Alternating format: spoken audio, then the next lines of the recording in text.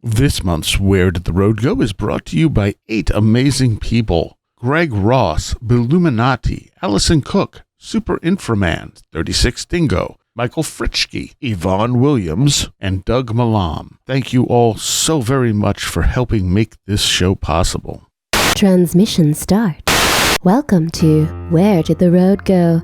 Join us as we wander off the path and explore lost history, consciousness, the paranormal, unexplained mysteries, alternative thought, and much more. We are present on the web at wheredidtheroadgo.com. Now here is your host, Seriah.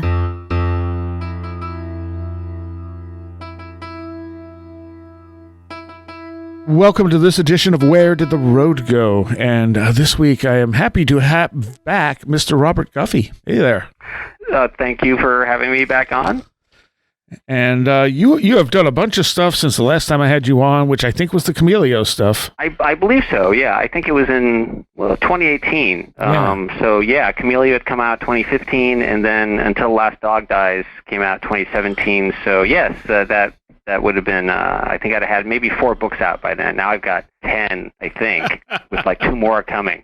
Really? You sent me your fiction book, so that looks really interesting. And what's that called? Cryptopolis and Other Stories. That's published by Lethe Press. It just came out in January, and it has glowing quotes from Nick Mamatas and Publishers Weekly, and cyberpunk legend John Shirley, and Philip Fracassi, and I'm very proud of it. It collects 25 short stories published over the course of about 23 years, from 2000 to 2022. And a lot of the stories have Gnostic, Hermetic, alchemical, Masonic, Kabbalistic themes. In fact, the title story, Cryptopolis, I wrote in between undergoing the 2nd and 3rd degrees of Freemasonry. So it kind of reflects where my mind was in between undergoing the 2 initiations. Because between the 2nd and 3rd degree, I had some sort of anxiety building up because I didn't really think I was going to be sacrificed to Baphomet or anything like that, but whenever you don't exactly know what's going to happen, you're going to have some sort of anxiety. So that's why Cryptopolis comes out kind of as a horror story. And it's a little dreamlike too, because it was partly inspired by a dream that my dad had. My dad once told me about a dream that he had where he was like he left his body and he was floating over this vast empty city with all these 2-story buildings, and all the buildings looked the same. It was this weird kind of gray twilight realm, and his astral body was floating over it. And there was no human beings around, and he said it looked like kind of like a fake city, like it was a toy city, but huge, like giant. And then when he woke up, it's like he snapped back into his body, and he was gasping for breath. He couldn't breathe, and so it was like he was wondering, like, what was I dying? Yeah. Like floating over some weird like twilight realm, limbo, netherworld. Like, what was that? So I used that basic description of what he saw as the description of Cryptopolis that begins the story. And then there's another story in the book called Initiation, which was originally published by Rudy Rucker, the cyberpunk writer Rudy Rucker. He started a webzine called Flurb, and I wrote the story for him called Initiation, and that story was written between the 3rd and 4th degree. So the tone is somewhat different. I think it's a little more, it's not quite a horror story. It's more phantasmagoric, even more dreamlike. Not based on a dream specifically, but dreamlike or more surreal in its imagery. And there are stories actually in the book that are directly based on dreams. I've always been fascinated by dreams and dream narratives. Books by Carlos Castaneda and like The Art of Dreaming. William S. Burroughs, who wrote a whole book about dreams called My Education. And there's a story in there called The Sheet that, in fact, is a dream that I had in January of 2001. And the dream, it's very rare that I dream a whole story, but in this case, I dreamed the entire story. And in the dream, I leapt out of my bed and I dashed into the hallway, and I was naked, and it was early in the morning, like maybe 6, and then I go into the bathroom and I had this bed sheet that I started stuffing down the toilet, and the sheet had the word sleep written all over it, sleep, sleep, sleep, sleep, sleep, and I kept flushing the toilet until the sheet went all the way down, and then the building began to rumble, like there was an earthquake, and so this is like a 2-story apartment building. It's the same apartment building I was in at the time while having the dream, so it was as if I wasn't dreaming, you know? Yeah. And then the entire building began to kind of slide or roll, and it rolled into the middle of the street, and then from the living room, you could see like cars swerving to avoid colliding with this building that's now on the move. And I could see like looks of fear and shock on the drivers as they were like trying to swerve out of the way of the building. And it wasn't like this wasn't the intent of flushing the sheet down the toilet. It was just some sort of odd side effect of flushing the sheet down the toilet, is that it made the building start to become mobile. And so it destroys like all this like private property, and then there's like white picket fences and like houses and like RVs just getting tossed out of the way, fire hydrants. And then the building like hit the freeway, the 405, and it slid up the on-ramp. I don't know how it could do that because it wouldn't fit, but but now it was on the 405, and like the building was heading north toward Santa Monica, toward the pier and the ocean, and I heard all these helicopters overhead. There was a TV helicopter, and I went up onto the roof, and the helicopter sent down a rope ladder, and me and this other guy, who was another tenant in the building, were up there on the roof, and we just rejected the ladder, like, go away, we don't want your ladder. And so me and the other guy, we go down to this other guy's apartment, and we're listening to old radio shows. And after about like a half, we're like listening to The Shadow and X-1, all these radio shows from like the 30s and 40s. Yeah. And then after about a half hour, the building starts to sink into the ocean. And there's all these other people in the building who are trying to get up onto the roof with these like rickety wooden ladders, but there's just too many people, and they all just they waited way too late, and they all just fall back into the ocean. And then me and the other guy, we don't even care. We're just in the apartment, and the tenant, the other guy, turns on the TV, and it's just snow on the screen. So the tenant picks up the remote and hits 00, and the channel. On the 00 channel, you can see the dream that I was having when I woke up and started putting the sheets down the toilet. And this freaks out the other tenant. He leaves and falls into the water, which is rising kind of rapidly. And then now I have to make a decision. Do I drown or do I save myself by going into the TV screen and returning to this dream or this nightmare that so upset me at the beginning? So I decided to jump into the TV screen, and now I'm in like this giant silk cocoon above this white marble staircase that kind of spirals down to darkness, and there's like a lot of people at the bottom of the staircase, and there's all these spiders all over me. And I start to swing from side to side, and then the thread snaps, and the whole cocoon just drops down, like tumbles down the stairs, and lands on the beach with this tide filled with blood. And I crawled out of the cocoon, kind of like the armless, legless man in Freaks, and my arms and legs are broken, and then I end up drowning in the sea of blood, and then I woke up. Wow. And so I immediately woke up and I wrote down the dream, which I always tried to do. And that story was in my like dream journal since January 2001. What fascinates me is sometimes you can be writing something that you think is really great, like this is the most amazing thing I've ever written, and then you look back at it years later and you think, wow, that's a real pretentious piece of S, you know. But then there's this other thing that you may have written just like not even thinking about it. You weren't even trying. You were just writing down some mundane thing that happened to you that day, and you look back at it and you're like, well, this is actually pretty good. This is like really durable, but you weren't really putting any effort into it, you know? Yeah. And I I came across this dream. I was like, this is fantastic. And all I had to do was add a conclusion. I just added like 2 paragraphs at the end that kind of wrapped everything up.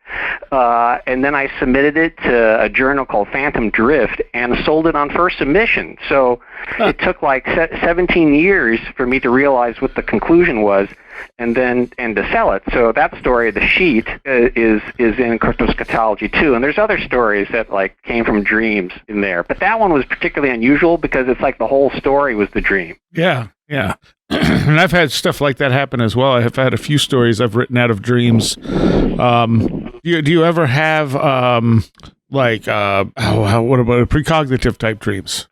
Oh, that's interesting. My wife has had precognitive dreams. It was in fact, at one point, this has happened actually to her quite often.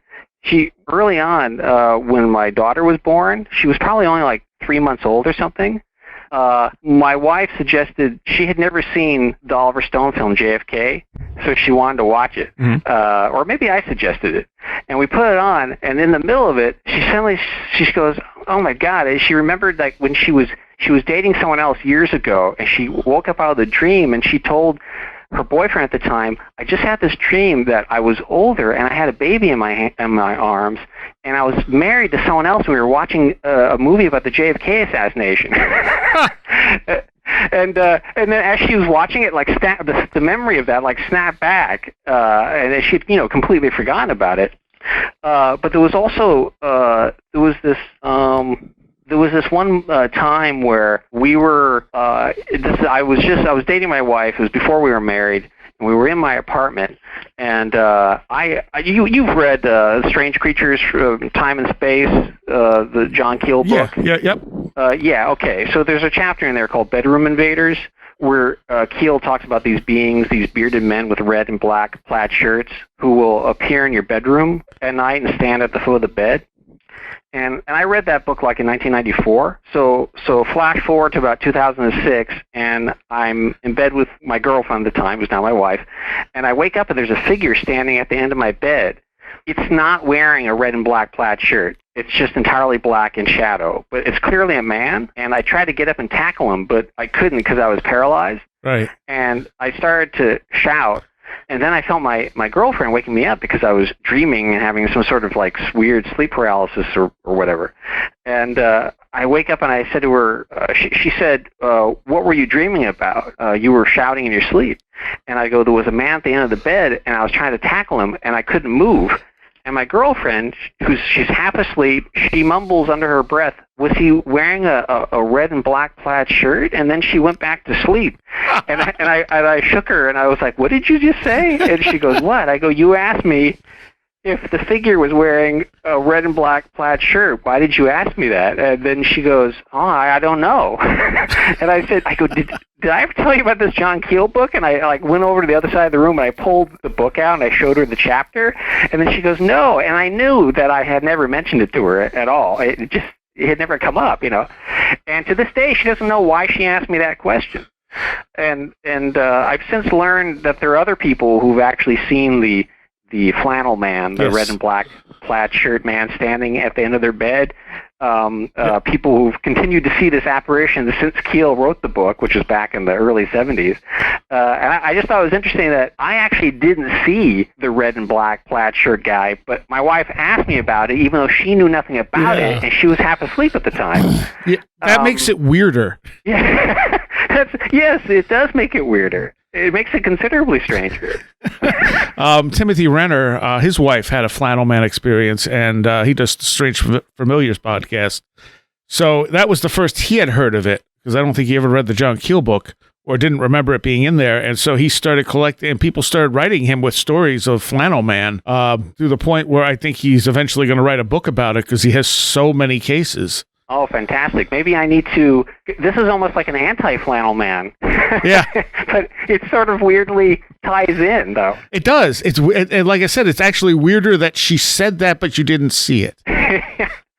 And my wife's had lucid dreams where she's actually, but not, she wasn't trying to have them. They were just, it happened spontaneously. When she was a child, she was constantly having this recurring nightmare of being attacked by this shark. And she's like in the ocean, and there's this shark, and it's coming at her, and it was terrifying. And she would go back into the same dream often, and she was always terrified by it.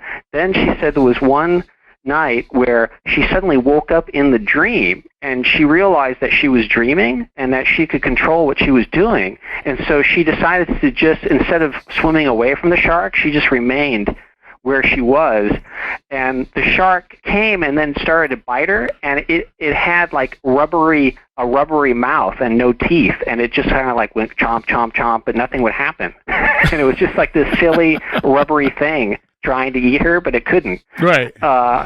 And after that, she didn't have the nightmare anymore. Huh. And I know someone else who was actually trying to initiate lucid dreams, and so he put little Post-it notes all around the apartment, and he put them on the mirror and on the front door and on the kitchen refrigerator, and the note would just say, "Am I dreaming now?" And so he would see the note over and over again all throughout the day. Am I dreaming now? Am I dreaming now? And so it would just keep hitting him over and over again, this question. So finally it like inculcated itself into his subconscious. So one night when he was dreaming, finally he asked himself, am I dreaming now? And at that moment he became aware of the fact that he was dreaming, and he was actually able to wake up inside the dream and take control of it. Nice. Yeah, one of the things people suggest is like looking at your hands during the day so that you'll eventually do it in your dream. Oh, yes, that's interesting. I had, you know what's interesting is also shared dreams. Yes. When two people share the same dream, and I've never experienced that, but one time, this was back probably around 2004, 2005, and an ex-girlfriend called me on the phone, and she told me that she had this dream the night before, and in the dream, she and I had been having sex, even though we hadn't been dating for many years. And then right after she wakes up from this erotic dream, her boyfriend wakes up in this cold sweat, and he's crying. And my ex-girlfriend goes, what's wrong? Why are you crying? And he said, I just had this extremely vivid, realistic dream that you were having sex with Robert. And my ex-girlfriend goes, it's like, what do you say at that moment? Do you say, oh, that's so weird? Right. I was having the same dream. But so instead, she just kind of like patted him on the shoulder and said, there, that's just ridiculous. But what I find fascinating about that story is that clearly they were having a shared dream. Yes. But who was the originator of the dream? Was it her? Was it him? Was it simultaneous? I mean, is it possible that people who sleep together night after night begin to sync up in the dreamscape? Right. Well, I would think, especially if they have particularly strong psi, perhaps they're sending that information and the other person's picking up on it. Right. One's a strong sender. Yeah. It's kind of like the who wrote the book DMT, the Spirit Molecule? Strassman. Rick Strassman, right? Yep. He did all these tests with DMT, where he'd administered the DMT to two different volunteers who were in two different rooms and didn't even know of each other's existence. And then afterwards, when he compared the notes of what both people had experienced while under the influence of the drug, the DMT, he found that they sometimes shared the same exact hallucinations, if you want to call them hallucinations. Yeah, I'm not sure that's the right word at this point. Right. I suspect they're not hallucinations, just like dreams aren't really dreams, But there are certain, apparently, reportedly, there are certain Aborigines in Australia that if they dream about like murdering you or doing something bad to you, the next morning they'll approach you and like apologize for what they did to you in the dream the night before. Interesting. Like take full responsibility for their dreams and nightmares. I don't even know if they would make a distinction between a dream and a nightmare. But it's that whole. I once spoke to Dennis Etchison, who's a writer, brilliant short story writer. He wrote The Dark Country and The Death Artist and many other brilliant collections of The Blood Kiss, collections of short stories. And he also wrote novels and television as well. And Dennis Etchison just happened to be signing at a bookstore in San Diego, and I was signing for this anthology called Aftershocks, where I had a short story in there called The Infant Kiss, which is actually in Cryptopolis. And me and Dennis Etchison and George Clayton Johnson, who wrote for the original Twilight Zone and was friends with Ray Bradbury, and me, George Clayton Johnson, and Dennis Etchison went to this coffee shop next door, and I talked to him for about a half hour. And Dennis Etchison was friends with both Whitley Streiber and Terence McKenna. And Etchison was one of the few horror writers who remained in contact with Streiber after Streiber published Communion. Like most of the, as I'm sure you know, Whitley Streiber was a best-selling novelist before he wrote Communion, with the Hunger and the Wolfen, right? Yep. And many other books. And so after he published Communion, almost everyone in the science fiction and horror community just kind of dropped him. Yeah. Right. But Dennis Etchison was very interested in these things, so he remained in contact with him. And Etchison was also friends with McKenna, so he suggested getting the two of them together, which apparently they did, and they actually had a conversation about, the similarities between what McKenna was writing about in the Archaic Revival and what Streiber was writing about in Communion. So I've never seen a distinction, a dividing line between the subject of UFOs, dreams, psychedelics, ceremonial magic. Yeah. All these things seem to be part of the same phenomenon. Yep, absolutely. That's I was practicing magic when I read, I think it was Transformation from Streiber. And so my experience is I'm reading through Transformation. I'm going, I'm experiencing some of this stuff, but without the alien imagery. And then it occurred to me, I'm like, wait, what if this is the same stuff? It's just taking on different, forms based on like expectation or whatever. Right. I once interviewed Stephen Hoeller, who's the bishop of the Gnostic Church in Los Angeles. And he lives in the shadow of the Hollywood sign, and he's still, even though he's in his 80s at this point, he's still quite lucid and still does lectures at the Gnostic Church where he'll sit there and talk for 3 hours, kind of like Manly P. Hall. He'll sit there and talk for 3 hours and with no notes. Wow. And I interviewed him for several hours one day many years ago, and he was talking about that. He was talking about Israel Regardie, and Israel Regardie said that you should probably have some background in psychology before you start experimenting with ceremonial magic. Yeah. Because it's very easy to get lost, in Chapel Perilous, as Robert Anton Wilson liked to talk about.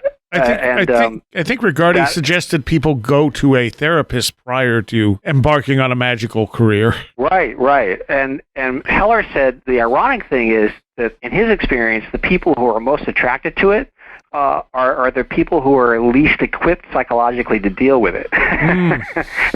These are the people who seem to, like a duck to water, are drawn to it. And it makes me, when I was talking to him, that made me think of what Terence McKenna said about experimenting with psychedelics. He said there are two types of people. There are people who need to dissolve boundaries, and that's most people, because people are raised in either very strict organized religions or, with kind of artificial boundaries that they've been raised in, and they need to dissolve these boundaries, and psychedelics can help with that. And then he said the other type of person is the person who needs to maintain boundaries. And for those people, he does not suggest experimenting with psychedelics or ayahuasca or any of this kind of stuff. And I think the same is true with ceremonial magic, but I think you could say the same thing about conspiracy theory, and ufology sometimes. Yes. If you're not kind of grounded to a certain extent, you can easily just drift off into the void. Yep. Slide right down that rabbit hole and not come back out. Right, and I think we've all known people that has happened to. Yeah. It's unfortunate because it's a very easy slide for some people. Yes, it can be. Sometimes it can be really quick. Yeah. It can be really rapid, and the more you try to pull them up out of the hole, the more they want to drag themselves down into it. Well, especially with conspiracies, because you get a point where that person is going to think everything's a conspiracy, including you trying to talk them out of it. Absolutely, yes. So when, everything that Regardie says about, having some sort of psychological, some sort of maybe training in psychology or at least taken a few classes in psychology, that advice that he gives to people who are interested in ceremonial magic could just as easily apply to people who are getting into conspiracy theories. I don't know that people even know they're getting into conspiracy theories. I think they just kind of look at something, and then they look at something else, and the next thing you know, they're just like they're saying we didn't land on the moon, or the Earth is flat. And it's like, okay, you lost the track here or something. Because I mean, conspiracies happen, obviously, sure, but that doesn't mean everything's a conspiracy. It's also in a way it's like what Joseph Campbell talked about in The Power of Myth. Bill Moyers is interviewing Joseph Campbell, and they're talking about organized religion and the effects of organized religion on the course of history over the past 2,000 years. And Joseph Campbell says at one point, the main problem is interpreting metaphors as literal. And Bill Moyers says, well, he says something like, do people do that? Do people kill? Would people kill over a metaphor? And then Joseph Campbell goes, they do every day. They've been doing it every day for over 2,000 years.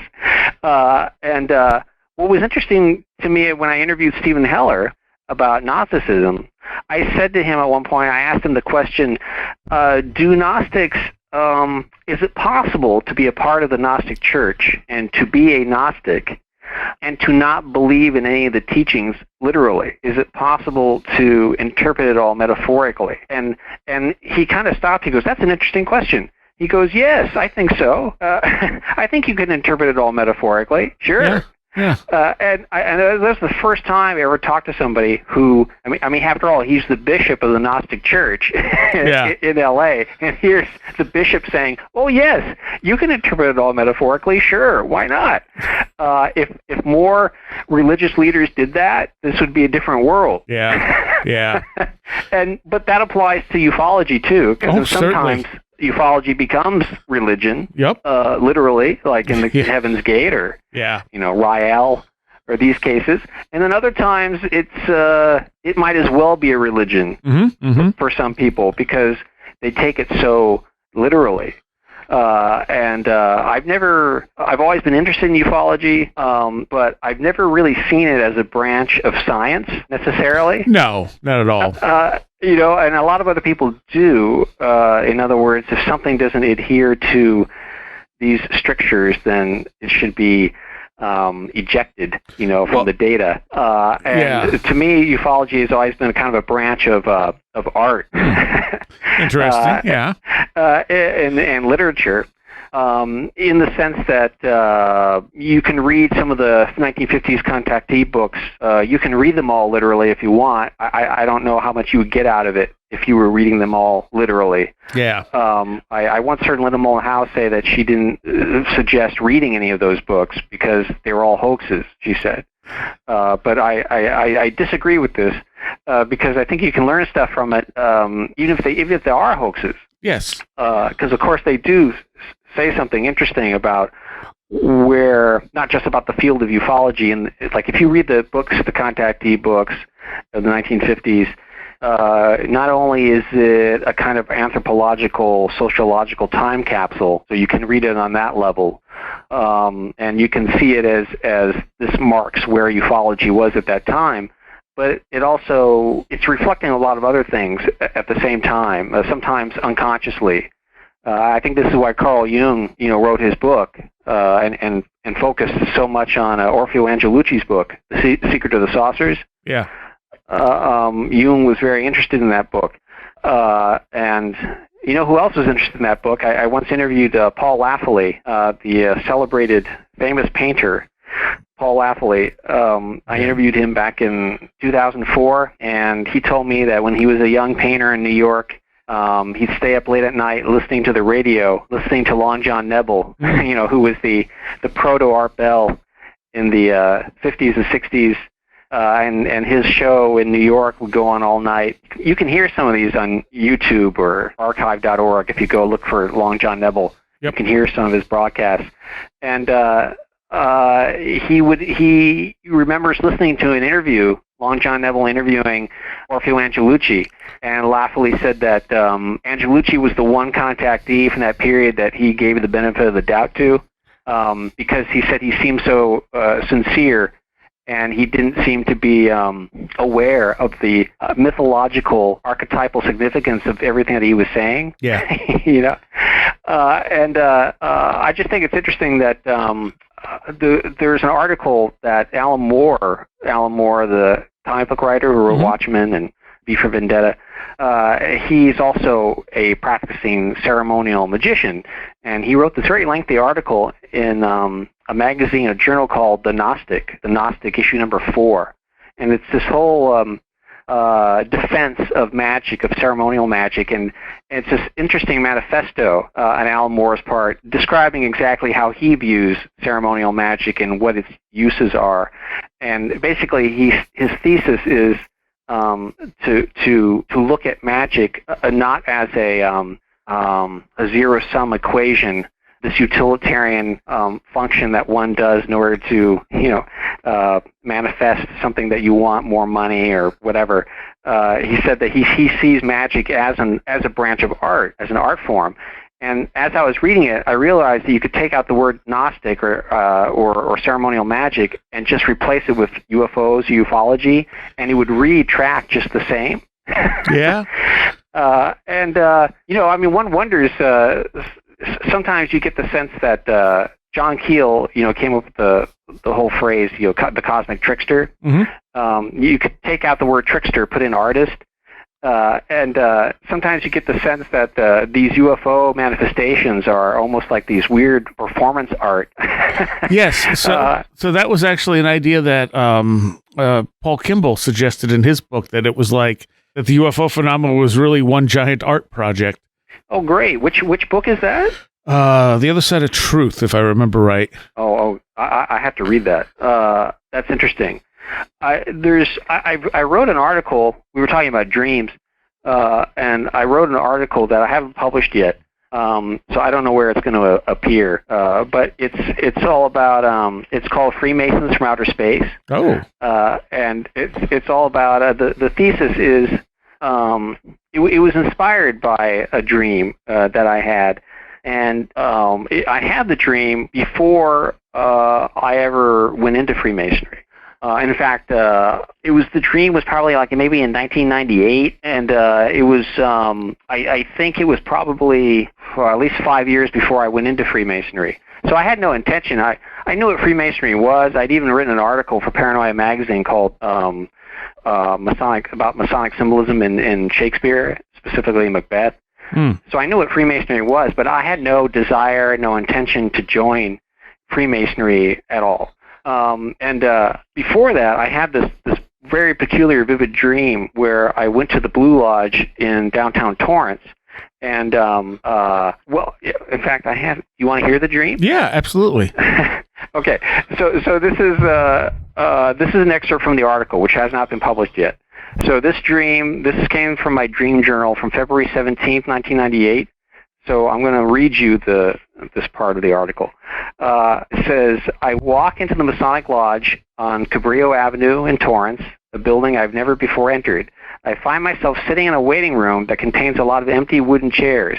I look up at the walls. I see a very realistic painting depicting the face of a white owl.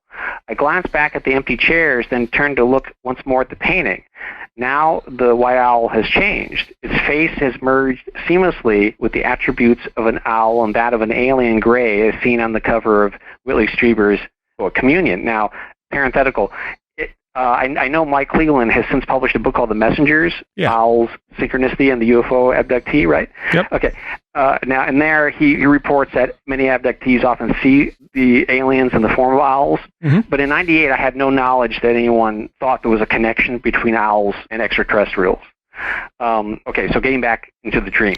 In the dream, I'm not surprised by this shift. I simply continue staring at the empty chairs. After a while, I glance back at the painting. Now the owl is gone, and the impassive face of a gray alien has taken its place. At this point, I rise from that uncomfortable little chair in the waiting room, stroll into the hall, and approach a pair of ornate wooden doors, above which are carved the words Masonic Research Center. I push the doors open and see a vast library of old, rare books on the other side. I very much want to begin reading them all. One particular volume stands out at the bottom of the shelf. I pull out the hefty tome and lift it. In the dim light, the title on the cover is unusually clear and is rendered in Gothic golden lettering. The Freemasons and the Guffey clan through the ages. I don't get a chance to read the book or even open it. Suddenly, I notice that strange, surreal creatures are wandering around in the musty, dust-speckled aisles. They weave in and out of the crowds of normal-looking humans, all of them elderly men, who are standing in the stacks looking at old books as well. The creatures appear to have emerged from a surrealist painting by the likes of a Max Ernst or a Remedios Varo, some mad visionary with a bent imagination. The creatures become aware of my presence and begin to hone in on me. So I put the book back on the shelf and run. I find a staircase and traverse the steps 2 at a time. I pass the 2nd floor, then the 3rd floor, even though the Masonic Lodge in Torrance only has 2 floors. I press my palms against the metal door and emerge onto the roof. It's nighttime. To my surprise, there's a helipad on the roof. A helicopter, its blades spinning faster and faster, is waiting for me. For a moment, I think I've escaped the angry creatures in the library. I start moving towards the helicopter, then pause abruptly. An eyeless stone dog stands between me and the helicopter. It's motionless. I know it doesn't want me to pass. Its gray, craggy stone flesh morphs into real skin. The dog, a greyhound, turns bright red. Then it moves towards me, its crimson eyes growing larger and larger. I turn away from the hound and begin to clamber over the side of the roof. Fortunately, in the complete darkness, my palms discover thick hemp ropes down which I climb to the sidewalk below. I'm confident I've escaped, and then I wake up. Okay, so in this article, Freemasons from Outer Space, when I was back going to getting my BA at CSU Long Beach, I always wanted to, you have to do an MLA-style paper, and there's a proper way to cite, a book or a radio interview, an article. Mm-hmm. I always wanted to come up with my own MLA-style citation for citing a dream, and then put that in the works cited page.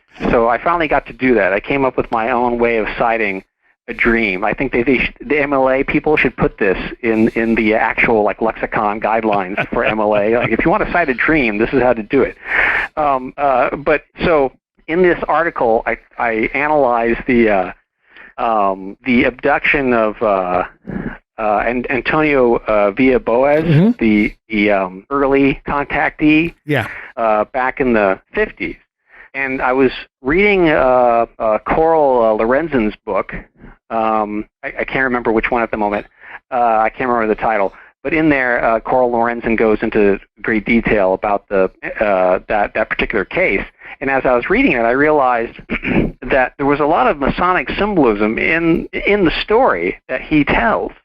And I thought, that's really weird. Where is that coming from? And so I thought back to this dream, and that inspired me to write this article, which was about the Masonic symbolism that's in this abduction case, because I began to wonder if that's unique to this case, or if there's Masonic symbolism in other alien abduction cases. And I know someone might be listening and say, well, you can see symbolism everywhere if you're looking for it, right? But that's not true, because I've looked for it in other cases and it's not there. Sometimes you're looking at something and it just jumps out at you, and I'm reading this abduction case, and these things are just leaping out at me one by one. And I also reflected back on, I think, Jacques Vallée, and I think it was the book Dimensions. There's a brief reference that he makes where he says sometimes he gets the feeling that these abduction cases, they feel almost like esoteric initiations. Yes. That they're so cryptic and enigmatic and bizarre that it's similar to what an initiate goes through when they're being initiated into some esoteric order or a secret society. And I put those two things together, so I decided to analyze that particular abduction case through the lens of Freemasonry. I don't know where that article is going to appear, but I think that ties into this whole sense, of abduction cases and contactee cases being almost artistic performance art experiences. Yes. As if that the whole purpose of it is to make the person go through an experience that will change them on the other side. Mm-hmm. Make them undergo a kind of alchemical transformation. I've been saying for a while that I suspect that most of these experiences are basically spiritual, awakening, initiate type of experiences, but they've kind of been hijacked by the culture to make people afraid of them and not know how to deal with them. Because we don't have the paradigm really in the West to deal with this stuff. I think if this was happening in a native tribe somewhere, they would interpret it as a spiritual experience and guide the initiate, And here we don't have it. Instead, we're hypnotizing people, creating false memories and things like that. Right. Instead of putting them on a pedestal and saying, "Hey, tell us what happened." Yeah. It's like, shut up, don't talk about it. And if you talk about it, we're going to shame you, right. As much as possible. I totally agree with that. And it's almost like Timothy Leary. When he was experimenting with psychedelics, when he was still a Harvard professor, and he came up with the idea that set and setting is extremely important to where the trip is going to go. But post the late 60s, the set and setting has almost been just eternally ruined by all of the propaganda. Even if you're the most fearless, open-minded person on the planet, there's got to be a voice in the back of your head before you drop the tab of acid. Oh my God, am I going to think I can fly and jump out a 9-story window like that? that propaganda is going to be somewhere inside your head. So the set and setting has almost been permanently ruined. True. And the same is almost the case with UFO abduction cases too, because they are almost always portrayed as horror stories. And like anything, sometimes you got to get over your fears and the negativity and release that stuff in order to get positive results on the other side. Oh, well, Carlos Castaneda talks in the first Don Juan book, where he talks about taking the peyote for the first time, and he says first you have to vomit. You'll take the peyote, and generally you'll vomit, and then after you vomit, then the positive illumination will occur. But first you have to go through that unpleasant experience first, Yeah. And it's weird how if you look at Whitley Streiber's books from that level, if you analyze it, don't analyze it literally, but from an almost mythological perspective, you see him going through that. The first book, he's a horror writer, so the first book comes out as a horror story. Yep. Then it goes to transformation, and then confirmation. These are all Catholic terms. True. A communion, confirmation. I never thought about that. You're right. Yeah. and so. Was that conscious? Because I think Streiber is a lapsed Catholic. I think so. Was that on purpose? You go from communion to confirmation, and the attitude towards the experience has changed greatly. Yeah. It's not really being seen as a horror story anymore. So let's talk a little bit about this article on that kind of follows up to Chameleo while we still have some time here, which is called, this was Invisible Predators. And where did this get published? Okay, so this Invisible Predators, the full title is Invisible Predators, Strange Creatures, Secret Weapons, and Shadow Biospheres. And it was in Nexus Magazine, I think the January-February issue of 2022. It came out a month after Richard Schoengert, who's the scientist around which the narrative of Chameleo revolves. Richard Schoengert came up with this optical camouflage technology. He passed away on Christmas Eve Day, 2021. His daughter called me. It was around 10:30 in the morning. I was in Carpinteria at that time and not at home where I usually am. And Richard's daughter called me and said that he had passed away. I'd been at his bedside just a couple of days earlier. And she said Richard passed away. So I immediately went to the beach and I wrote his name in huge letters in the sand on the beach there at Carpinteria, and my wife took a picture of me standing in front of his name on the sand, and at that exact moment, the most vivid double rainbow you've ever seen appeared in the sky. It was kind of amazing. Wow! It was a wonderful synchronicity, and so this article came out right afterwards, and I quote Richard in the article, and the whole purpose, the reason I wrote it, was to kind of bring some emotional balance to the Fortean field. I've seen some people use Chameleo as evidence for the claim that all paranormal phenomenon, all UFO sightings, are the result of covert testing of exotic weapons on the part of the government. And, in some cases that's true, but I don't think that explains every single unusual high strangeness event. No, not at all. And I was never, I never intended to even imply that, when Damien was undergoing the experiences that I wrote about in Chameleo, he said if he didn't know any better, he would have thought he was either an alien abductee or the victim of some sort of poltergeist haunting situation. He had missing time. He interacted with these weird entities in his home. Objects were moving around, shattering all on their own. Yep. So if not for the fact that he knew he was being harassed, he might have wanted to get regressed to see if an alien had gotten a hold of him, And in fact, a truncated version of my original interview with Richard Schoengert first appeared in UFO Magazine back in 2007. It was Nancy Burns, the wife of William Burns, who wrote The Day After Roswell. Nancy Burns was the one who published it. And, maybe some people saw that and thought, what's this in here for? This doesn't have anything to do with UFOs. But I wanted it in there in that particular magazine because I wanted people who believed they had experienced alien abductions to kind of take a step back and at least consider the alternative possibilities, Right. That maybe this technology was what was at fault. As John Keel said, belief is the enemy, right? Yeah. In Mothman Prophecies. But I've also seen that attitude taken to an extreme where people will say that no paranormal phenomenon or UFO incident is valid because they're all the product of military experimentation. And to me, that's just as irrational as saying the opposite. For many years, there were a lot of prominent UFO researchers who didn't want to deal with the MILAB phenomenon. Right. MILAB meaning military abduction. When people who claim to have been abducted by aliens are re-abducted by the military, and very often these people say that being abducted by the military was way more horrific than being abducted by the aliens, which says something kind of interesting. But a lot of researchers didn't want to think that MILABs were happening because that just muddies the water. And it cast doubt on the validity of the alien abduction. But at this point, the MILAB cases, you can't really ignore or dismiss them. There are just too many of them.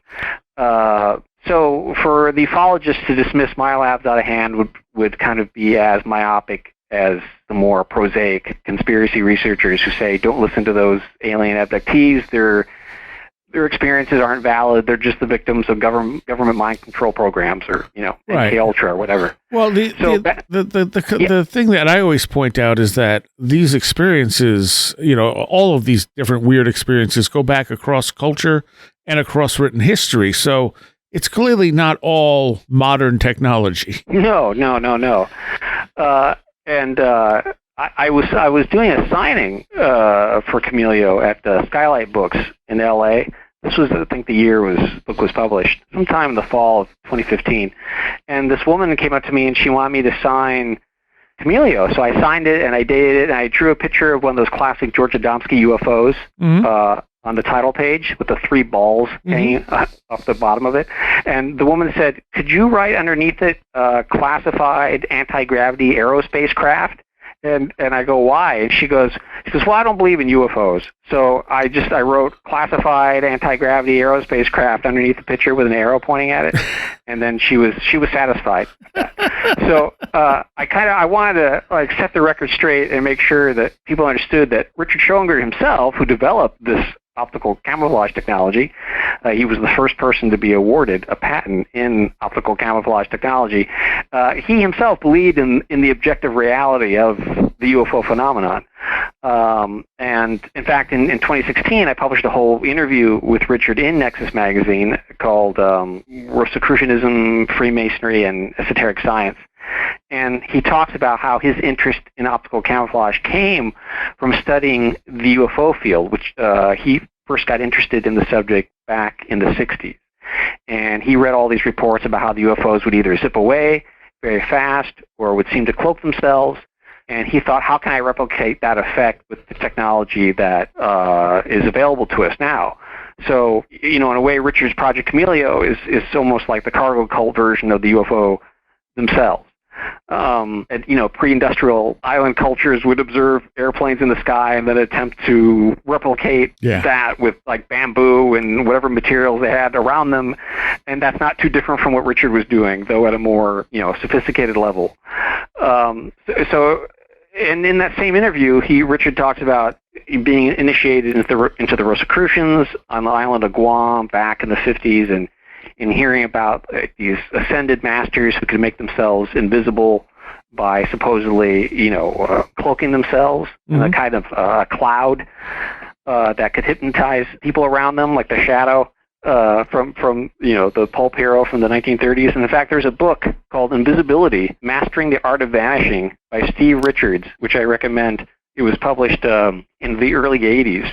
But he goes into the history of the Rosicrucians and various occult orders who claim that they could make themselves invisible. So these kinds of legends fascinated Richard and also led to his interest in trying to develop this kind of technology. So for decades, Richard worked at Northrop Grumman, where he had a top-secret clearance, and he worked on the B-2 bomber and unmanned aircraft, and on and on, all sorts of different projects. The advanced, extremely high-frequency program, all these different programs. And he worked at Northrop Grumman from '88 till he retired in 2014. So I thought it was kind of interesting that Northrop Grumman published an article on their own website called "Hiding in Plain Sight?" Their argument for invisible aliens, and this appeared on their website in April of 2020. And there's an excerpt. This is just one brief paragraph. It says, "What if invisible aliens exist among us, already here but unseen by human eyes? Astrobiologist Samantha Rolfe of the University of Hertfordshire took this idea and ran with it, exploring the possibility of a shadow biosphere capable of supporting alien life on Earth, just not life as we know it." Which is interesting because Nikola Tesla talked about this same concept way back in the June 1900 issue of Century magazine. And he wrote, quote, "We cannot with positive assurance assert that some of them, aliens, might not be present here in this our world, in the very midst of us, for their constitution and life manifestations may be such that we are unable to perceive them," unquote. Which almost that prefigures Phil Dick's concept of V.A.L.I.S in one of his last novels, his masterpiece V.A.L.I.S, which was published in 1982, I believe, or 81. In there, his idea that could be an alien extraterrestrial life form that can camouflage itself as the entire environment. And essentially Tesla is suggesting something similar, but back in 1900. And in a way, you can trace that idea way back. The earliest text I cite in the article is Demonology by King James, which was published in the late 1500s. And that he warns against these invisible beings that are supposedly, like malevolent demons. Right. And I mentioned Goetia, the lesser key of Solomon the King, which dates back to the 17th century, which talks about demons that can give magicians the ability to go invisible. But in terms of the modern era of UFOs, the idea of invisible extraterrestrials actually pops up surprisingly often. And Kenneth Arnold, and I assume I don't need to say who Kenneth Arnold is, right? I think you're good. Yeah. So Arnold told the Saturday Evening Post in the early 50s, he said, quote, "At my home, I have been visited by unseen entities whom I believe to be pilots of these weird discs. They were invisible to me and made no attempt to communicate, but I was aware of their presence because I could see my rugs and furniture sink down under their weight as they walked about the room or sat on various objects in the room," unquote. And then soon after that, in Flying Saucers and the Three Men, which is by Albert Bender, which of course when it came out, everybody ridiculed as being completely ridiculous. Right. But John Keel mentions an Operation Trojan Horse. He said, now looking back on it from the perspective of, say, 1970, when I think is when Operation Trojan Horse came out, he said so many of the elements that seem most ridiculous in Bender's narrative almost seem more and more commonplace today. They seem less laughable in 1970. And I would say even more so in 2024, because in Bender's book, you really see that we see the beginning of kind of merging of black magic, ceremonial magic, the occult, ufology. All that stuff is mixed together. And in fact, if I'm remembering correctly, I think he even says that the first time he encounters the alien, it's almost as a result of some sort of ceremonial ritual that he does. And so in that book, Bender talks about encountering this invisible being that sat in his chair and spied on him, supposedly to make sure that he didn't spill any sensitive secrets to the guests in his house. And then after the guests leave, the thing reveals itself, and it turns out to be this like 10-foot tall green creature with a glowing red face and red eyes, and Bender he faints. And then when he comes to, the creature's gone, but it's left behind the smell of sulfur, which is classic occult devil theme. And the rug on which it stood is now scorched. And it seems to connect back to the demonology and King James. And suddenly the occult and ufology are beginning to really merge together for the first time. And then one of my favorite UFO contactee books of all time is UFO Warning by John Stuart. Have you ever read that? I have not. You got to read. So Gray Barker publishes it in 1963, and it claims to be nonfiction. And it follows the adventures of John Stuart, the author, and Doreen Wilkinson, the only two members of the New Zealand Flying Saucer Investigation Society. And so John Stuart, he's married, but for some reason he hangs out with Doreen until the wee hours of the morning talking about UFOs. And after they have these numerous breathless discussions about UFOs, they will often smoke a cigarette together and then take a stroll in the moonlight. And throughout the book, he keeps insisting with greater and greater anger that he and Doreen are not having an affair, and you have to be a complete sicko pervo to even contemplate such a thing. And suddenly everything takes a turn into the Twilight Zone when the two of them begin to be surveilled by these invisible creatures. And one night, Doreen claims that a group of these weird creatures, while invisible, raped her for 2 hours. And which weirdly seems to precede or predict or presage the entity case, right, in the 70s, where the woman claimed, and that happened here in Southern California, the woman claimed, and it was being investigated by the Paranormal Research Lab at UCLA, which oddly enough was run by Louis Jolyon West, who was an MK Ultra scientist. So we kind of have to parse these things out here. But she claimed that there were 3 ghosts or poltergeists or entities that were sexually assaulting her. The book UFO Warning, it's written in such a kind of clumsy, naive way that most reasonable people would assume it was some kind of weird, misfired attempt at writing fiction. But what's interesting is in 1993, there's this professor at USC, Robert Elwood, and he wrote a book called Islands of the Dawn, the story of alternative spirituality in New Zealand. And Elwood, he devotes a whole chapter to John Stuart and the book UFO Warning because, all this happened in New Zealand. And he uncovered all these personal letters written by Stuart over the course of many decades that reveal that Stuart and Doreen both sincerely believed that something terrible had happened to them. So UFO Warning was not a hoax or a piece of fiction. That doesn't mean it happened, but it does mean that Stuart at least believed he was telling the truth. Yeah. And the letters reveal that he and Doreen were indeed having an affair, which is pretty obvious when you're reading the book. Right. Stuart keeps going out of his way to say that that's not happening. And the more he tries to deny it, the more obvious it is. And it also seems that Doreen might have had Stuart's baby or somebody's baby in a private nursing home. And it seems that Stuart spent the rest of his life in genuine terror that these invisible entities might return and track him down. And it's also interesting that he seems to suggest that it was his and Doreen's obsession with UFOs that drew these beings to them. Right.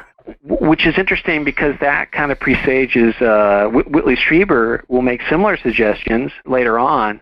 And in fact, Streiber wrote a really wonderful novella called The Open Doors in an anthology called Revelations in I think the late 90s, maybe early 2000s. and it explores that whole idea in a fictional context. It's an extraordinary piece of fiction. I think his connection to ufology kind of exiled him from the world of literature and fiction writers. But this novella is actually quite amazing. I would recommend that people read it. The Open Doors. Okay. We got to take a quick break, and we'll be right back. Okay.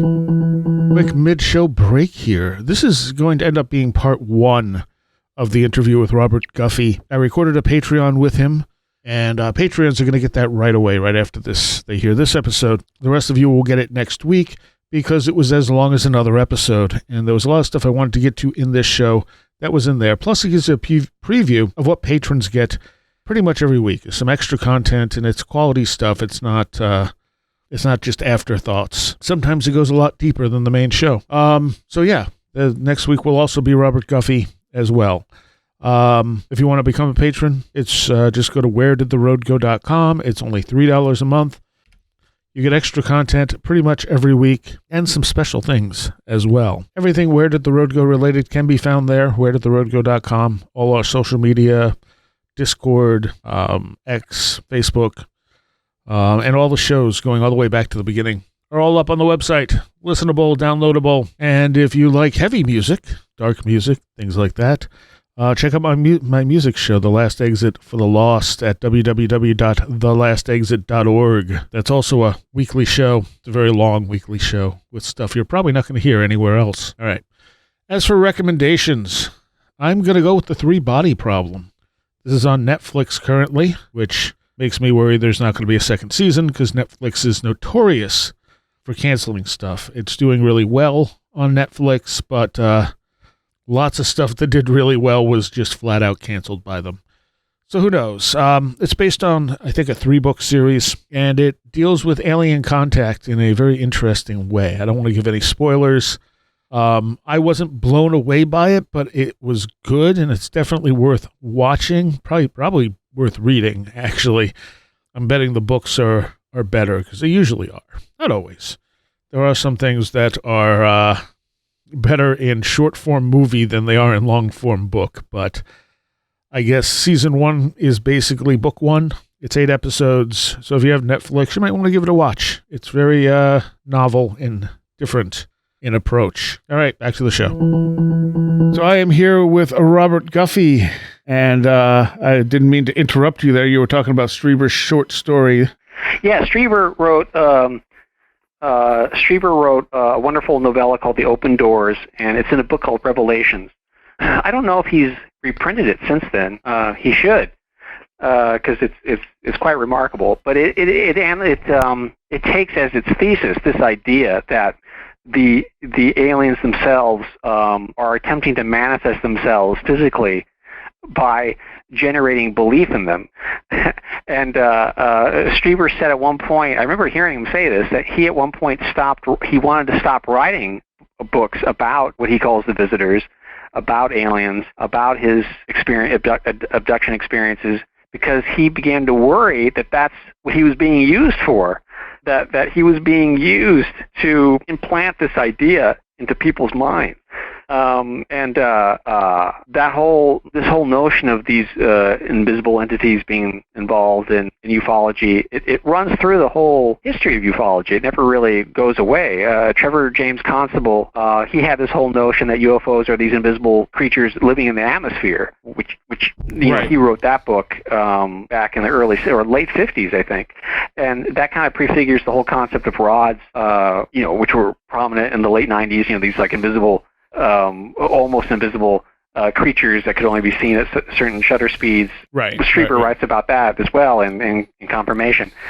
And in the article, I also touch on John Keel's writings about these entities he calls INVOs, INVOS, that seem to show up during UFO flap periods and harass witnesses, which is exactly what Kenneth Arnold was talking about. Yeah. In his case.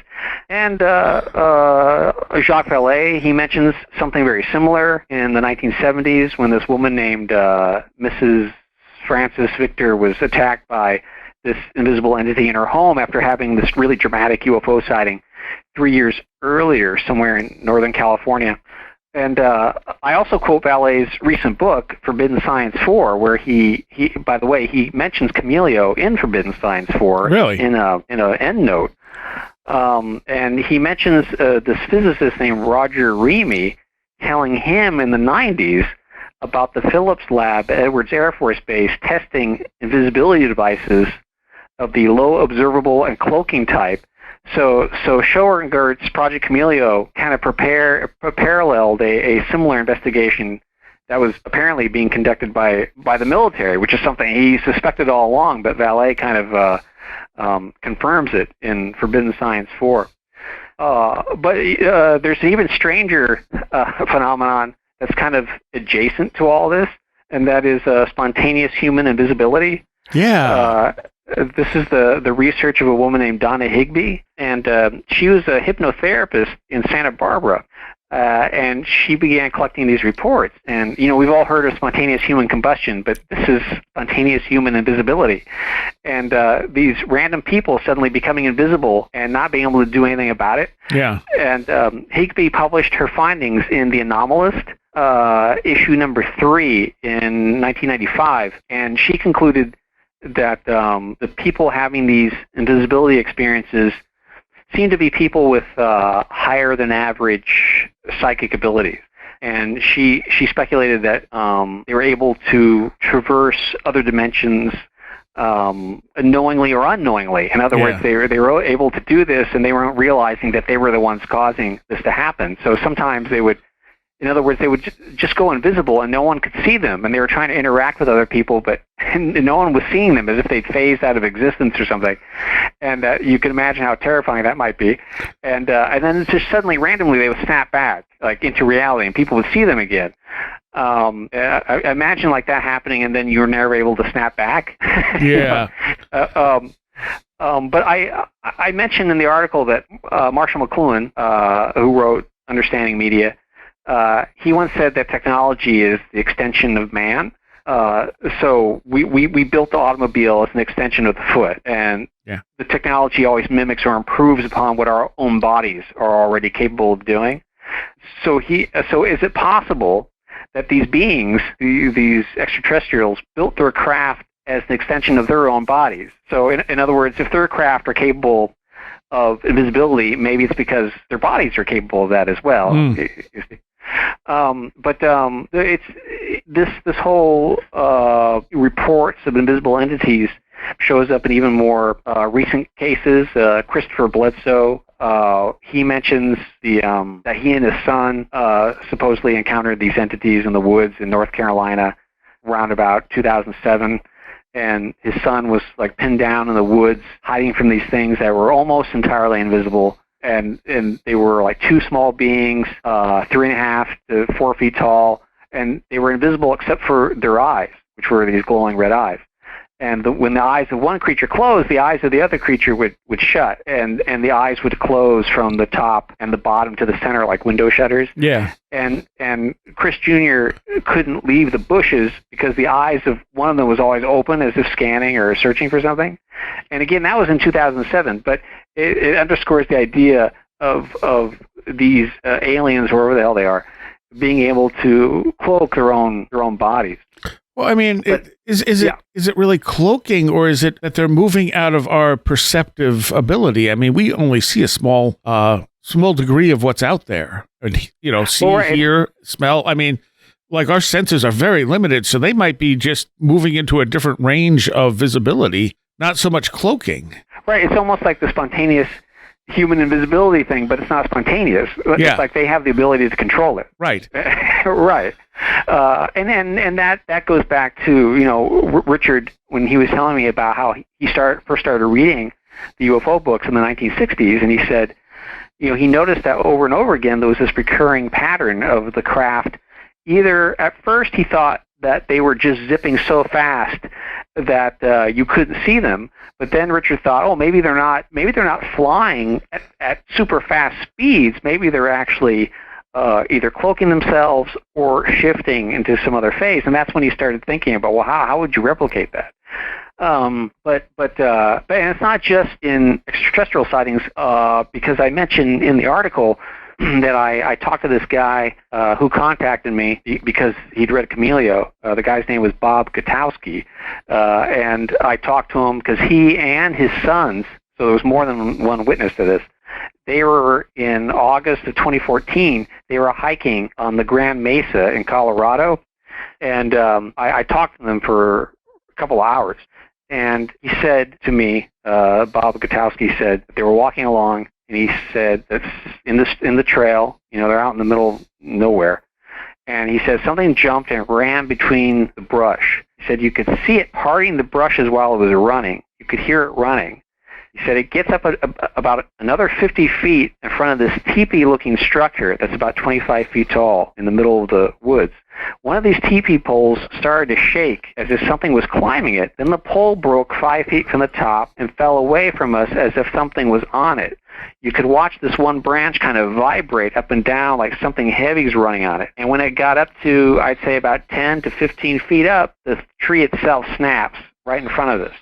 It's like 10 o'clock in broad daylight, and the tree branch snaps and breaks. We heard something hit the ground first. Something hard hit the ground, and there was nothing in front of us. We're talking invisible. Nothing in front of us we could see. It hits the ground, and it runs away from us. And the bottom of the tree hits, and the top of the tree hits. So then I said to him, so when it hit the ground, something was definitely impacting with the dirt, but you couldn't see it? He goes, there was nothing to see. Because you know how in Predator you could see the distortion? No distortion. It was pure, clear. Right. I said, is there any possibility that whatever it was simply hidden by the foliage or the branches? And then his son said, when you go up the hill, it kind of goes up and flattens out a little bit. So we had a clear view, and something was moving, but we couldn't see it. And then Bob said, we walked up the hill, and that's where I heard what sounded like two things talking, but I didn't understand the language, and it wasn't very loud. It sounded like a couple of people who were, say, 50 feet away from you whispering to each other. That's what it sounded like to me, but it wasn't English. It sounds like samurai speak, which is what Bigfoot witnesses will encounter. Well, that's interesting, because he mentioned that in the same area there had been Bigfoot sightings. Yeah. And so he says, I've witnessed bears walk 10 feet up into the bush in Alaska, and they just completely disappeared, but this was different. The bear I saw was the size of a Volkswagen Beetle, but she didn't disappear like we're talking here. Bears just blend in real well. I could see the silhouette of this bear in Alaska sitting down and eating. So I said, so you're saying you're familiar with how a bear blends in with its environment. You've seen that, and that's not what you saw in Colorado. And he said, right, not even close. This was invisible. This was like you walking in your front yard with your grass, and you can see footsteps running through the grass, and that's it, nothing else. You could see through everything as the thing was moving.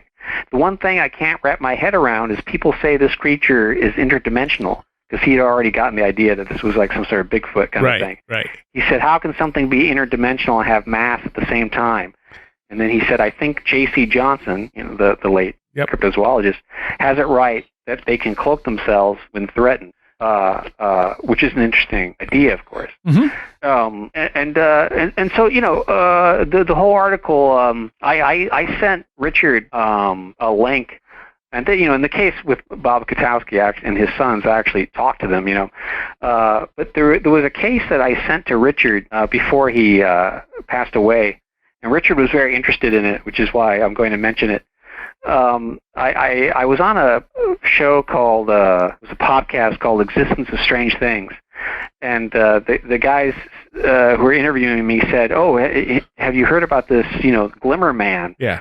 And I go, no, what's that? And so they sent me the link to this story about this woman and her husband and children were on a vacation during the summer, and they interviewed them. And they didn't mention their actual names. But what was interesting was they interviewed them separately and then put the interview together. So you heard the woman, the wife, talking about her side of it, and then the husband talking about her side of it. It was almost like a Rashomon effect, the way they put the interview together. So this her husband and children and her, they were on vacation during the summer, and they ended up on this road in the forest and they got lost. And they were trying to figure out how to get back on the main road, and they ended up pulling into this roadside rest. And the woman takes the daughter into the bathroom, and the husband goes to find the men's bathroom. And then the husband sees this invisible man climbing over a fence. It was, invisible but shimmering. Right. And you could see it was wearing some kind of uniform, so kind of a predator type of thing. And so this guy, whatever, this invisible guy climbs over the fence and is approaching the husband. Meanwhile, the wife is waiting outside this other bathroom while the daughter's inside. And the wife's looking at the landscape, and she's thinking how beautiful it looks. And she said it looked like a Bob Ross painting, And then as she got closer, she could see the seams. In other words, it wasn't really there. And so she wanted to get closer to it. And at that moment, the daughter starts screaming and runs out of the bathroom. And she's like, oh, Mommy, there's something in the bathroom. And she describes this shimmering person that's in the bathroom with the daughter. At that moment, the husband comes running around the corner, and he's like, there's an invisible man over here, let's get the hell out of here. So they get into the truck and they drive away. And I sent this whole thing, it's far more elaborate and longer than that, but I sent Richard the link to the interview. And he goes, it sounds to me, and this happened, this was like in the past 8 years or so. Mm-hmm. And he said, Richard said, it sounds to me like there was some sort of emergency that occurred in the forest, and they needed to just quickly throw up some sort of optical camouflage to hide whatever it was they were doing. If it was a permanent installation, they could probably do it much better than that. She wouldn't have seen the seams when she got up close to it. It would have been more sophisticated. But the woman had this urge as the husband was dragging her away. She said, oh, we've got to get the hell. The husband's like, we got to get out of here, But the woman had this curiosity to see whatever was behind the screen. But her husband dragged her away from it. And it's probably good they didn't investigate further. Yeah. It's probably good they didn't see whatever was behind the screen, whatever it was that was trying to be hidden.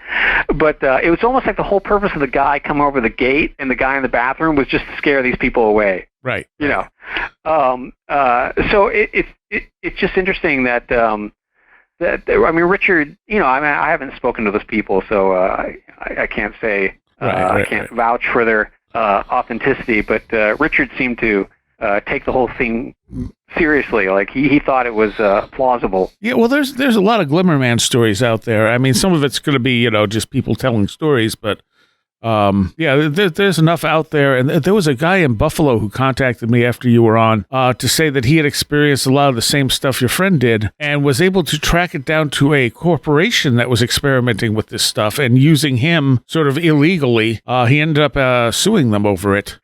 Oh, well, I wonder if that's the, I was in contact with a guy who's a popular radio talk show host. That was him. Okay. Yeah, Richard spoke to him, and he actually sent Richard the evidence that he had, the videos that he had taken and photographs. And Richard even wrote an affidavit for him because this guy, I spoke to him for well over 2 hours one day. And he claimed he was being surveilled and harassed with this optical camouflage technology. And I think for him, he said it began back in 2013, something like that. And as far as I know, I think he's still on the radio now. Yeah, I only talked to him a little bit, and I asked him to come on the show, but because he's on the radio there and under contract, he couldn't come on another radio station. Right. Well, he told me he doesn't talk about this stuff. Oh, okay. Okay. On the air, which is why I'm not saying his name, but he's fairly well known on the East Coast. So unlike Damien, he had the resources to actually capture some of this stuff on video. Yeah. So I've seen the video because he sent it to Richard, and you can clearly see people dragging this equipment onto his property and creating these holograms specifically to just mess with his head, just like they did to Damien. And Richard saw the videos, and he wrote this affidavit. And in fact, I have it. It's here. I'll read it to you. I, Richard Schoengert of Costa Mesa, California, make oath and say that I reviewed photographs and videos submitted by Mr. Blank, let's say, in November 2015, including 1, a June 10, 2015 photograph of a person using cloaking technology sitting by a utility pole and apparently holding a laptop or control panel. 2, a video from February 9, 2015 showing individuals dragging a piece of material west on Blank Drive near Mr. Blank's home, which appears to be a large sheet of camouflage material. 3, videos from February 28, 2015 and March 1, 2015 of numerous individuals running through a backyard of a home to the west of Mr. Blank's residence who appear to be using active adaptive camouflage. Based on my 52-plus years as a cutting-edge technology expert with the U.S. military and private industry, and as the man who invented and patented cloaking technology, 1, I certify the photos and videos as authentic. 2, it is my conclusion that very unusual activity is in fact occurring around Mr. Blank's residence. This activity involves numerous individuals using extremely advanced adaptive or active camouflage, and the number of operatives and the extended time period, at least January 2015 to June 2015, indicate a very large-scale, sophisticated, and costly surveillance operation targeting Mr. Blank. 3, Mr. Blank is in fact under high-tech surveillance, in part utilizing the cloaking technology I invented and for which I obtained the 1994 patent. In particular, the June 2015 photograph of the person sitting next to the utility pole with a laptop or control panel is definitive proof beyond any doubt that Mr. Blank's assertions of a sophisticated surveillance operation around him are quite correct. Subscribed and sworn to before me on the 2nd day of January in the year 2016. He's actually pursuing a lawsuit in that regard. I know that it got slowed down by COVID at one point. Oh, okay. Okay. But Richard also not just interacted with him, but also interacted with a woman named Josephine Grace. And Richard actually personally visited her home and assessed her situation and believed that she too was being harassed in exactly the same way that Damien was, and I talk about in Chameleo. And you can actually, she has a website, targetedartist.wordpress.com. And you can hear her tell her story on a radio show called In Other News that's hosted by Jeff Brady on WBAI out of New York.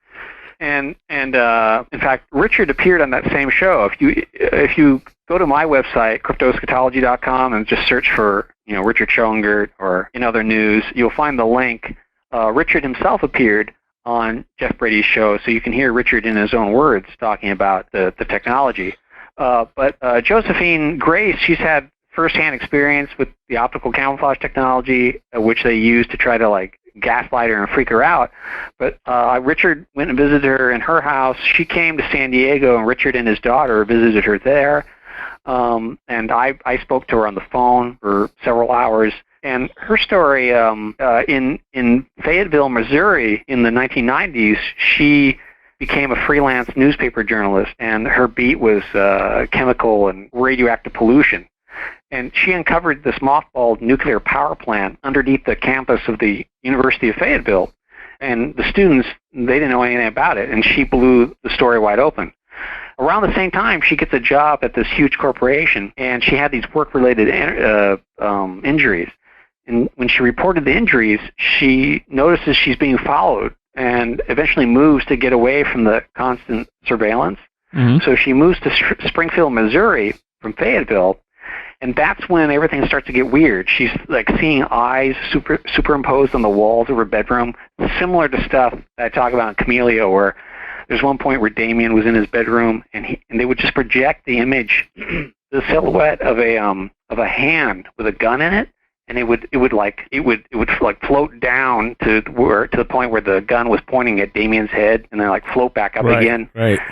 And she was seeing things like that. They're eyes superimposed on the walls, all this stuff to freak her out. But she was also experiencing the same kind of people in the invisibility suits, interacting with her, just like Damien described.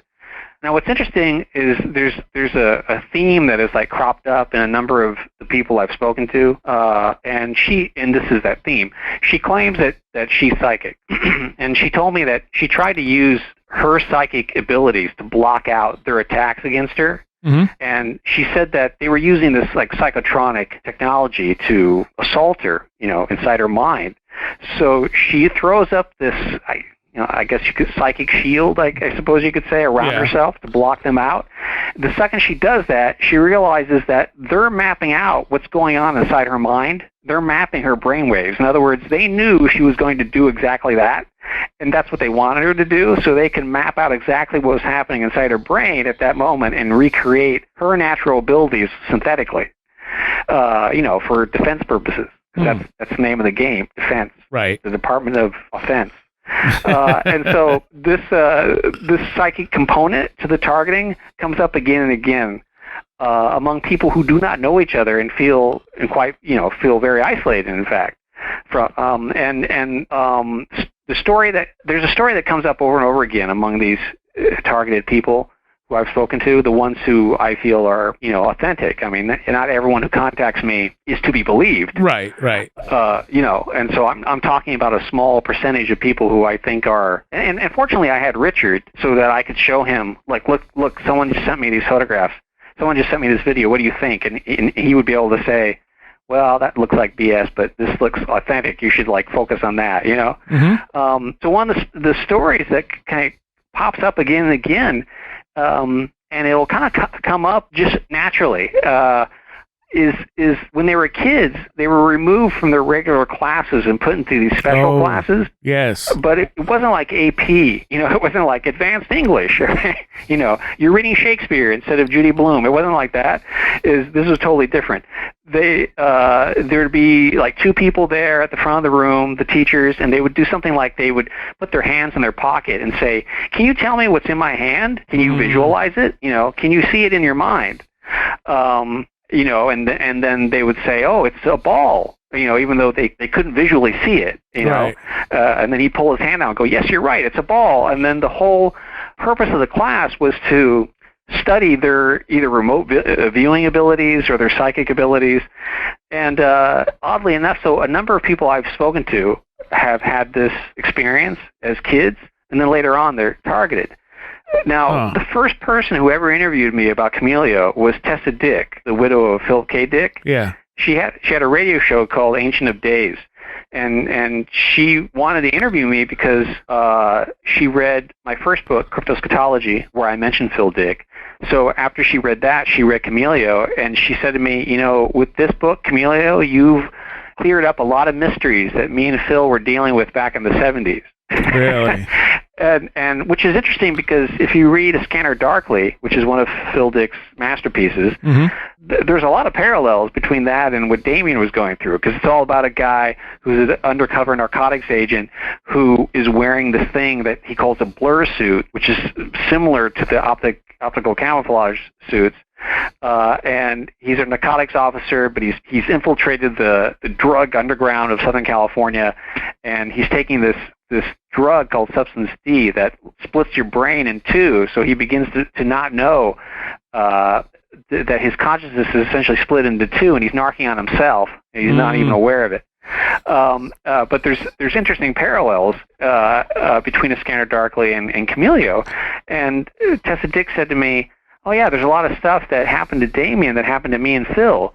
There's one point in Chameleo where I talk about how everyone in Damien's apartment moved out and new people moved in. Yeah. And they were like bringing in like weird machines.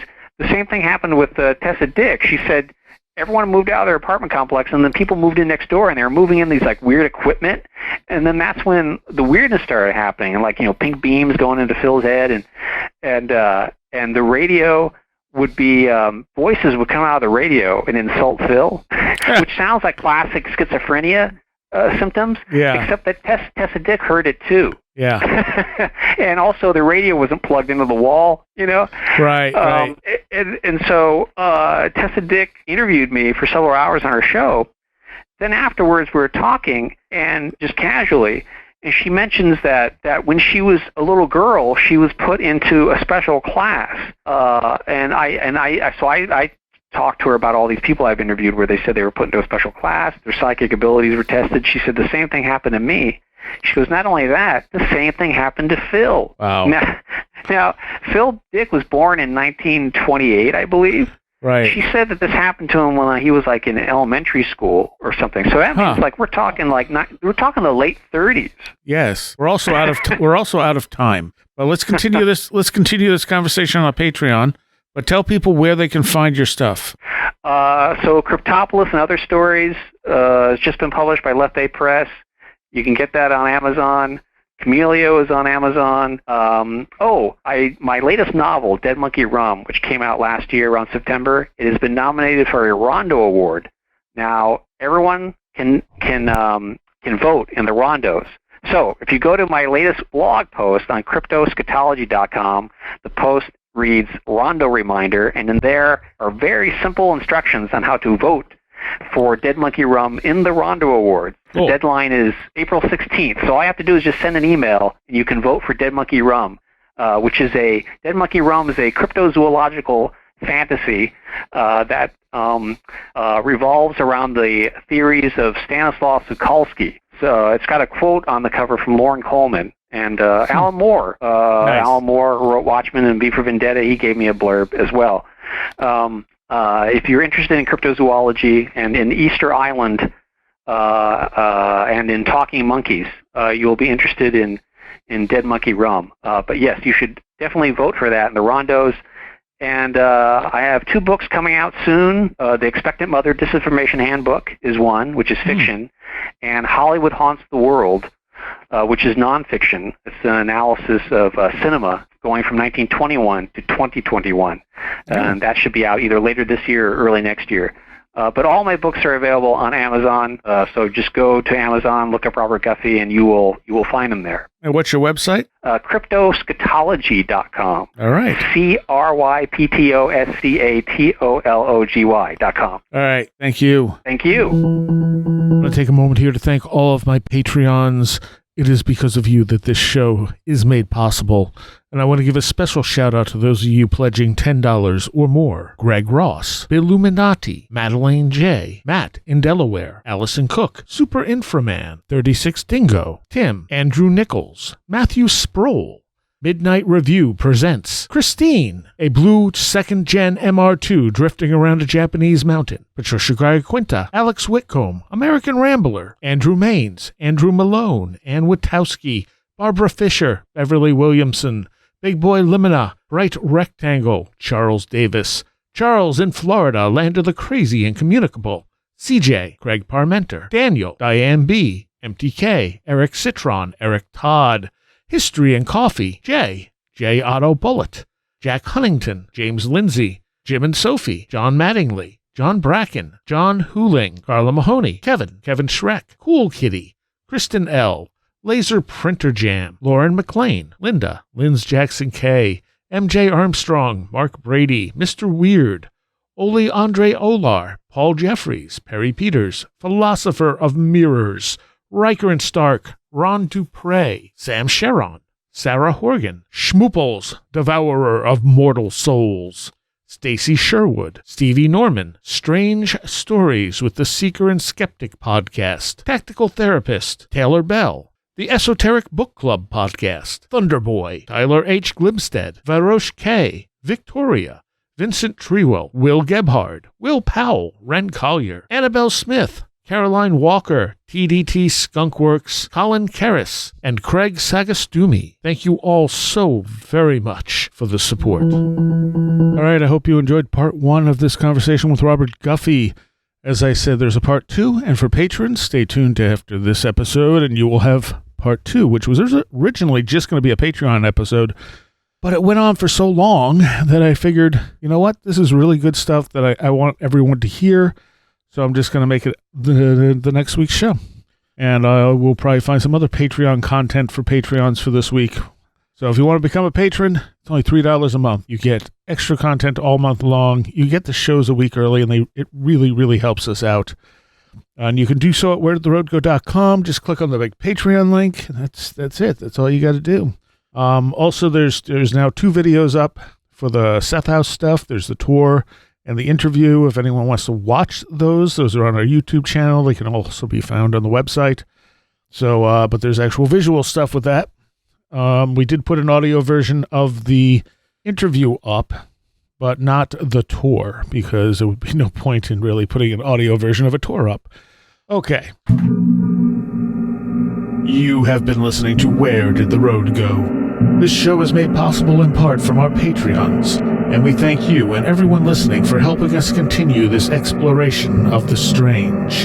You can always find everything Where Did the Road Go related at www.wheredidtheroadgo.com. And thank you so much for your support.